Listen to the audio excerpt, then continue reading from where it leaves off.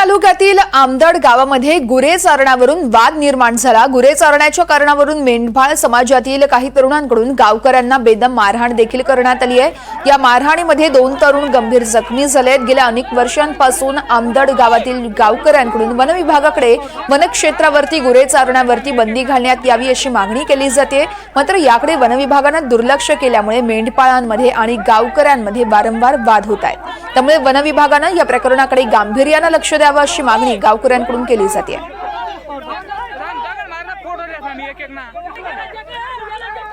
या संदर्भात नागिन मोरे आमचे प्रतिनिधी आपल्याला सविस्तर माहिती देत आहेत। नागिन, ही नेमकी घटना कधी घडली आहे आणि मारहाण करणाऱ्यांवरती काही कारवाई झाली आहे का?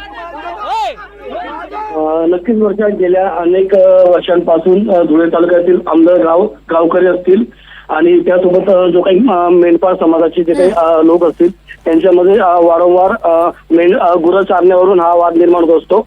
मात्र गावकऱ्यांनी आता मागील वर्षी या ठिकाणी तोडगा म्हणून दोघंही गावकऱ्यांमध्ये आणि मेंढपाळांमध्ये या ठिकाणी वाटणी करण्यात आली होती। मात्र तरी देखील मेंढपाळ समाजाचे जे काही गुरं आहेत ते गावकऱ्यांच्या ज्या ठिकाणी गावकऱ्यांना ज्या ठिकाणी गुरं चरण्यासाठी जागा दिली आहे त्या ठिकाणी चराई करतात। यावरून वारंवार या ठिकाणी वाद निर्माण होतात आणि याचे पर्यावरणाने हाणामारी झाले आहे। काल देखील अशीच घटना घडली। गावकऱ्यांनी मेंढपाळ समाजाच्या बांधवांना या ठिकाणी आपले गुरं नेण्यासाठी या ठिकाणी मनाई केली असता याचा राग आल्यानंतर मेंढपाळ समाजातील काही तरुणांनी गावकऱ्यांना या ठिकाणी बेदम मारहाण करण्यात आली आहे आणि या मारहाणीत 2 तरुण या ठिकाणी गंभीर जखमी झाले आहे। या संदर्भात धुळे तालुका पोलीस ठाण्यामध्ये आता गुन्हा दाखल करण्यात आला आहे।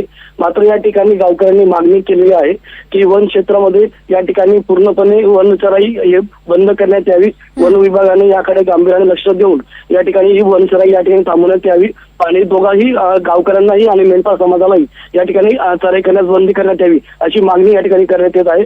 तसंच येणाऱ्या काळामध्ये या छोट्या मोठ्या भांडणीमधून मोठा प्रकार या ठिकाणी घडू शकतो असा देखील या ठिकाणी संताप या ठिकाणी व्यक्त केला जात आहे। त्यामुळे आता वन विभाग असेल आणि पोलीस प्रशासन असेल यांच्या माध्यमातून आता नेमकं काय या ठिकाणी कारवाई केली जातं हे येणाऱ्या काळात निश्चितच नागिन, धन्यवाद दिलेल्या सविस्तर माहितीसाठी।